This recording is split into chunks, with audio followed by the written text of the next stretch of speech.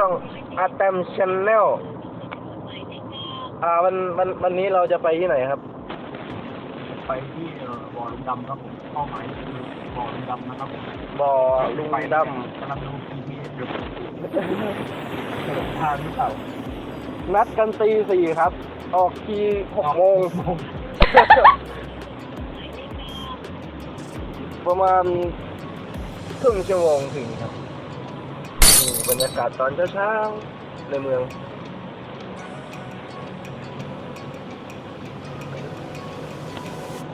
บางขุนเทียนจะเข้าซ้ายวะจะไป GPS กูมันให้กูตรงไปเลย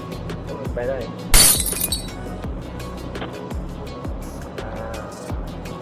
มันบอกว่า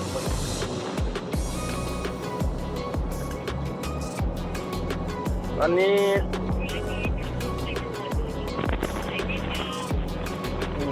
มันเปลี่ยนเสียงไม่ได้อะมีทำไมมีเสียงเดียวอะไปไหนมาไหนเนี่ยไอ้คนพูดใน GPS นี่มีแต่คนเดียวเปลี่ยนเป็นยังเอาอยู่นั่นแหละเปลี่ยนเป็นเสียง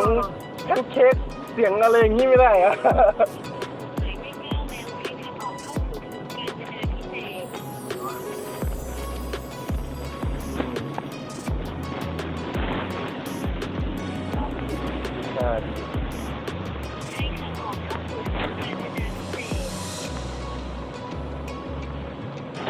เดี๋ยวตัดไปถึงตอนที่ถึงบ่อเลยแล้วกันนะครับใช่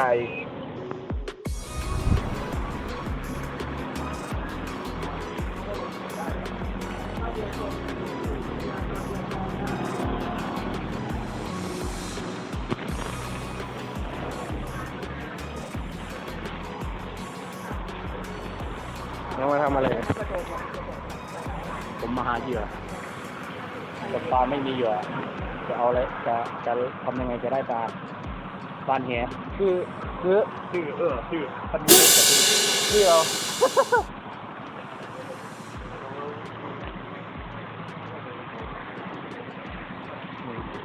จบ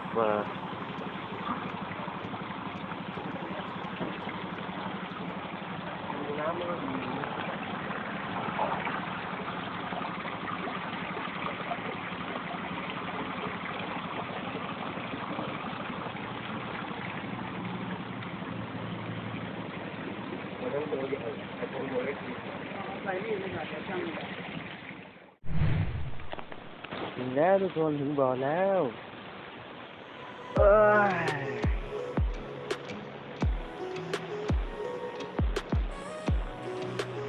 ว้าวสวยมากเลย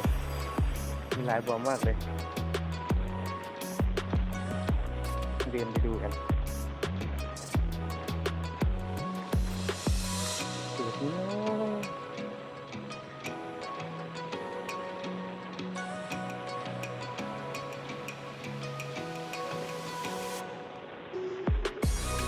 ก็เปิดอีก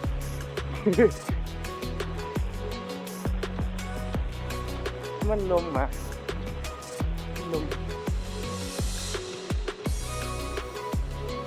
นี่เราตกปลาลุงดำได้เลย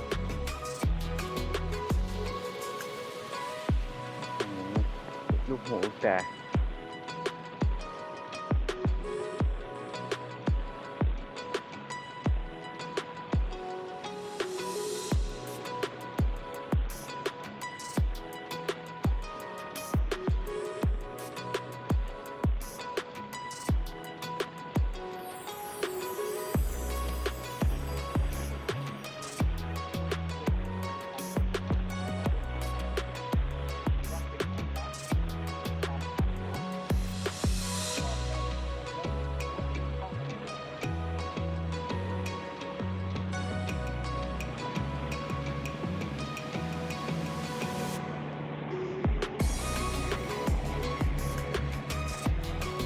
ว้าว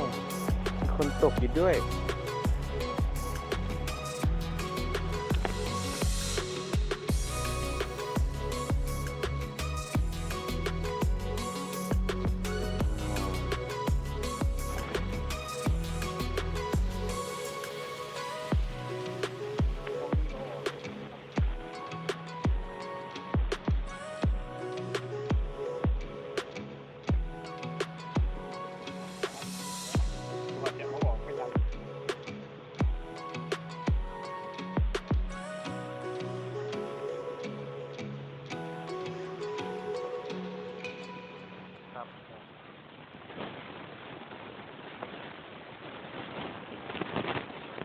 ยังไง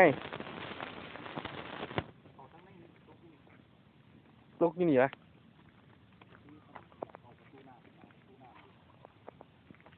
เดี๋ยวก็เอาเข้าไปกันเลย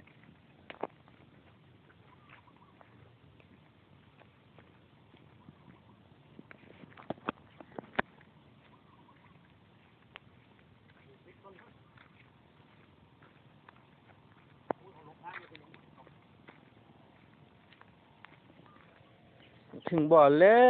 ว นี่คือเหยื่อ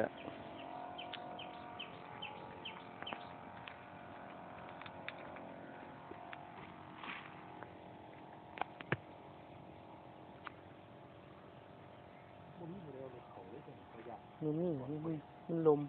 มันตกกัน ต้องขออภัยกับคลิปนี้ที่ผมไม่ได้ปิดคลิปนะครับ ก็ขอจบคลิปเพียงเท่านี้นะครับ